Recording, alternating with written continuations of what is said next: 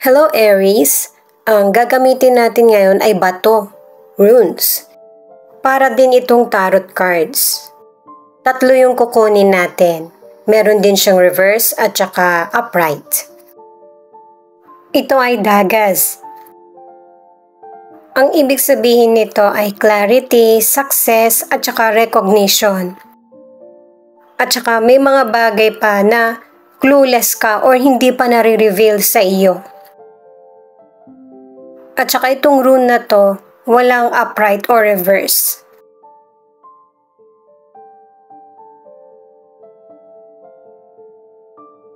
Hinahalo ko lang ng maigi. Ang next ay answers. Naka-upright siya. Ibig sabihin, ginaguide ka ng spirit guide mo. At saka sa career, kailangan ng advice ng superior mo. Kailangan din ng teamwork. Yung mga itim na bato, protection ang ibig sabihin yan. Ay ang puti naman, hagalas. Kaya pala kailangan ng advice kasi para ready ka sa mga magiging hadlang or hindi lang ikaw yung nakakaalam. Pinagre-ready ka para sa mga unexpected na mangyayari. Para nagpapatuloy pa rin yung mga plano. Gamit ang tarot cards, alamin natin kung bakit ipinakita itong dagas. Para sa mga bagong viewers, ang reading na ito ay timeless reading, general reading at guide po lamang. Hindi po magre-resonate sa lahat kaya kunin mo lang yung akma sa sitwasyon mo. At kung kailan mo napanood ang reading na ito, yun ang start ng 1 week reading para sa iyo. Ikaw na bahala magpalit kung si person mo ito o ikaw. Angels and guides, please guide us. Bakit ipinakita itong tatlong runes na ito para sa mga Aries?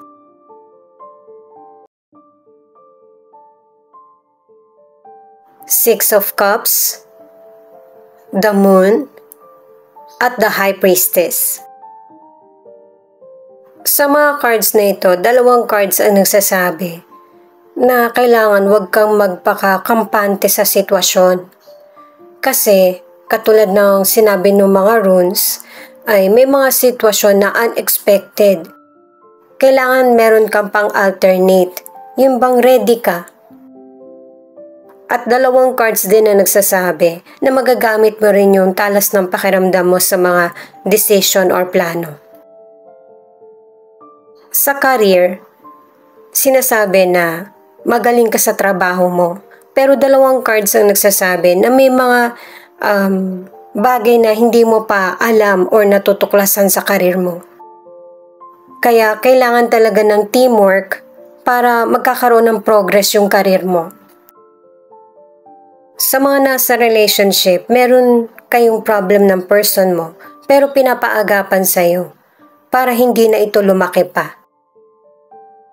Kasi ang ilan sa inyo may mga issues na hindi mo ma-open sa person mo. Kasi ang ilan sa inyo, lumalim na yung issue sa relationship kaya ang ilan nakipaghiwalay na.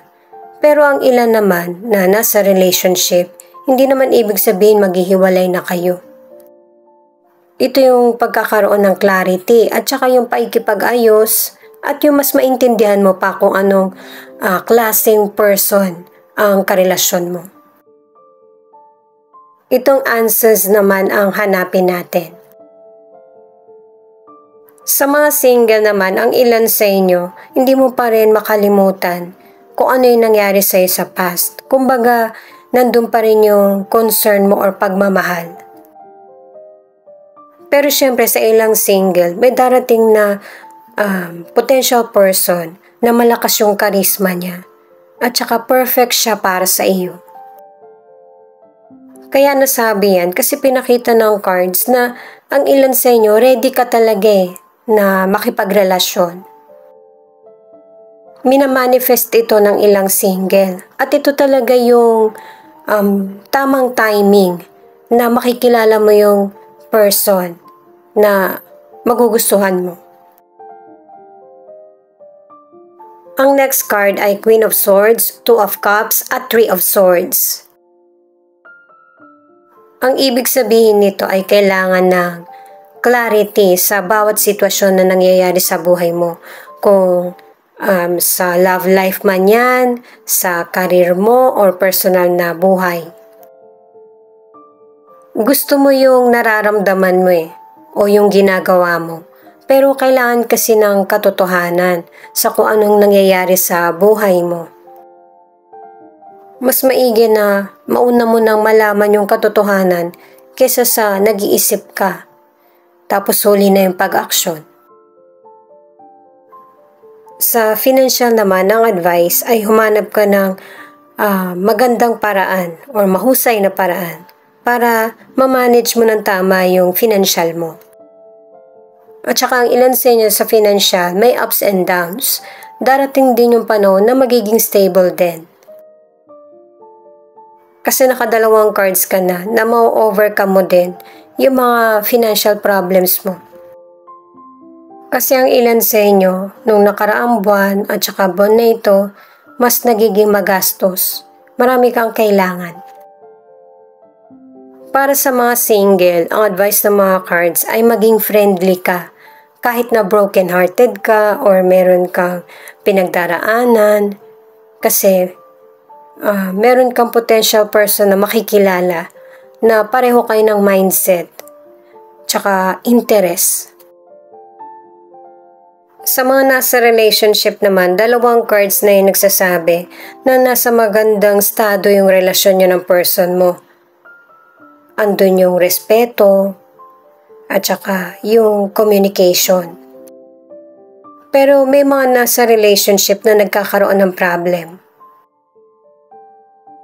Itong hagalas naman ang hanapin natin. Ituloy ko lang guys na okay man yung relasyon nyo o nagkakaroon ng problema, nasa stage kayo na sinusubukan yung relasyon nyo kung gaano katatag. Meron kayong nagagawa or nasasabi na nakakasakit sa damdamin ng isa't isa. At nakadalawang cards ka na kung hindi mo susolusyonan yung maliit na problem na nangyayari sa relationship nyo, lalaki talaga to. Kumbaga, ang ilan magkakaroon ng ending ang relasyon. Nakadalawang cards ka na. Pero syempre, hindi naman lahat ng Aries ay mauuwi sa hiwalayan. Kasi nandun yung true love sa relasyon nyo. King of Pentacles, Seven of Wands, at Four of Wands. Sa mga cards na ito ipinapakita na kailangan talaga ng teamwork sa personal na buhay man yan, sa career mo, or sa relasyon. Magpatuloy sa goal na gustong makamit sa buhay kasi may magandang resulta ito na tagumpay na isi-celebrate mo kasama yung mga loved ones mo. At huwag mong hayaang masira yung mga pinaghirapan mo. Kasi tuloy-tuloy na tagumpay ito.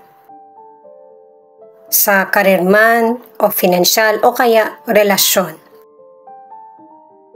Ang ilang Aries, magiging stable pa rin yung kalusugan mo. At saka tatlong cards na nagsasabi niyan na malakas ka, yung resistensya mo at energy. Kung magkasakit ka man, mabilis yung paggaling.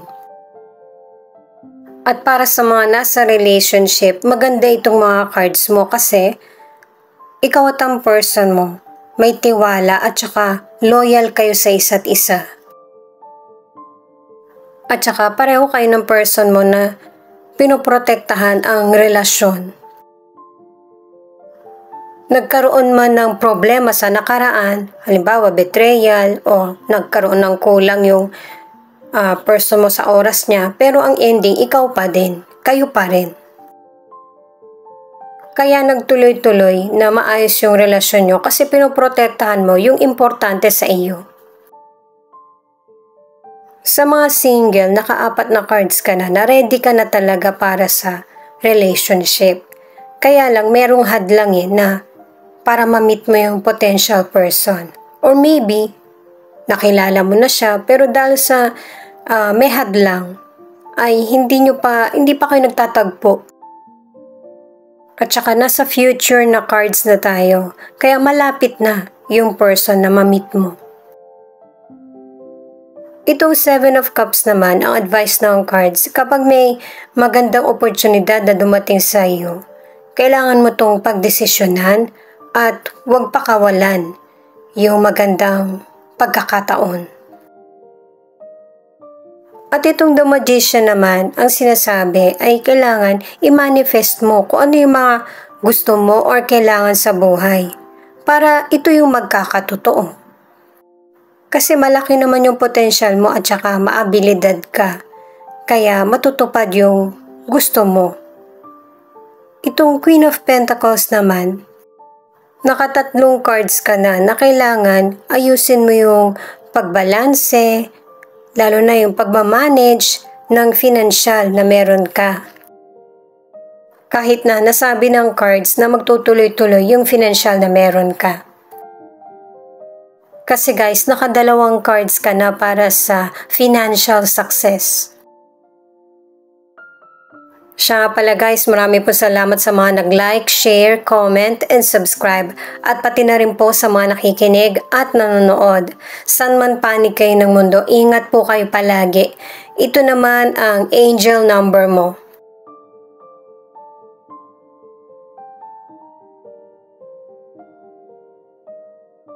333. You are on the perfect path of alignment with your purpose. Affirm, nothing has gone wrong. Trust the process. Type Amen.